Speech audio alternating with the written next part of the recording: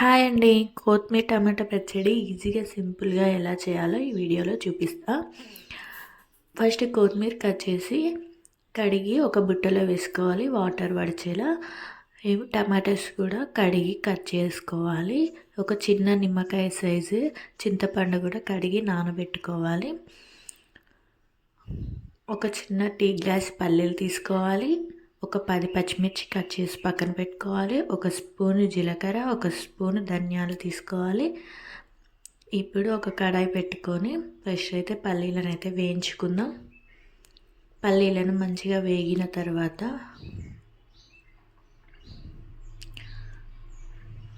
మంచి కలర్ వచ్చేదాకా వేయించుకోవాలి. వేగిన తర్వాత పక్కన పెట్టేసి అదే కడాయిలో ఒక స్పూను ఆయిల్ వేసి పచ్చిమిర్చి కూడా వేయించుకుందాం. పచ్చిమిర్చిని కూడా మంచిగా వేయించుకోవాలి. ఈ చట్నీ ఎలాంటి టిఫిన్లోకైనా చాలా బాగుంటుంది, రైస్లోకి కూడా చాలా బాగుంటుంది. ఎలా తిన్నా ఈ చట్నీ అయితే చాలా బాగుంటుంది. ఇప్పుడు టమాటాలు కూడా వేసుకొని ఒక 2 మినిట్స్ అయితే మూత పెట్టుకుందాం, ఎందుకంటే మగ్గుతాయి టమాటాలు త్వరగా మూత పెట్టుకుంటే. ఇప్పుడు పల్లీలు అయితే పొట్టు తీసుకుందాం. ఆలోపు చల్లారిపోయినాయి పల్లీలు చల్లారినాకనే పొట్టు త్వరగా వస్తుందండి. ఇప్పుడు నేనైతే జల్లి గంటలో వేసుకొని ఇలా ఊపితే కిందికి పొట్టు వెళ్ళిపోతుంది, పైన మనకు పల్లీలు ఉంటాయి. ఈజీగా మనం చెరిగితే ఇల్లంతా స్ప్రెడ్ అవుతుంది. అలా కాకుండా ఇప్పుడైతే టమాటాస్ కూడా మగ్గినాయి, పక్కన పెట్టేసి ఇంకొంచెం ఆయిల్ వేసుకొని కొత్తిమీర అయితే వేసుకున్నాను. కొత్తిమీర తొందరనే మగ్గిపోతుందండి. ఒక 2 మినిట్స్ అట్లా కలుపుతూ ఉంటే చాలు, వట్టిగానే మాడుతుంది, కలుపుతూ ఉండాలి. చూశారు కదా,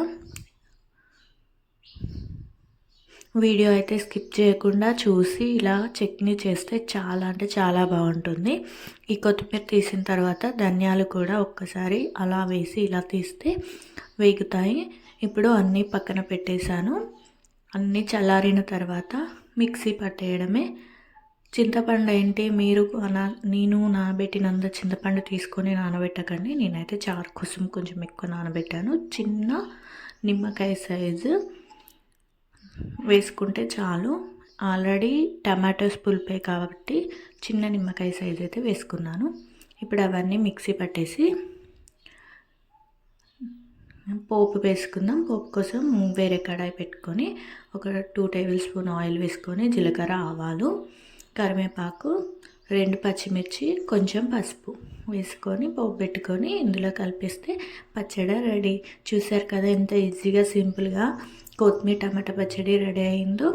చాలా బాగుంటుందండి, చాలా అంటే చాలా. ఒక్కసారి ఇలా ట్రై చేయండి, చాలా టేస్టీగా ఉంటుంది. ఏ టిఫిన్లోకైనా తినొచ్చు, ఎలా అయినా తినొచ్చు, చాలా బాగుంటుంది.